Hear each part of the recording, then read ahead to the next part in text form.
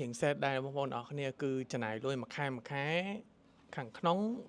អស់រាប់ម៉ឺនnàyចំណាយថ្លៃទឹកថ្លៃភ្លើងថ្លៃជួលបុគ្គលិក2-3នាក់ maintenance ទិញសភៅចូលថែម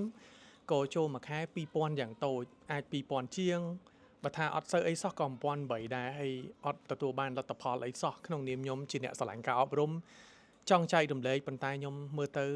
ខ្ញុំមានអារម្មណ៍ខ្ញុំពិតជាអសមត្ថភាពមែនខ្ញុំមានអ្នកគ្រប់គ្រងមានអ្នកអីគឺពួកគាត់ឃើញនៅពេលដែលខ្ញុំចែកអំណោយទៅកាន់ពួកគាត់ផ្ដល់លុយផ្ដល់អាហារូបករណ៍តែធាតុពិតដែលខ្ញុំទទួលបានគឺអត់សោះ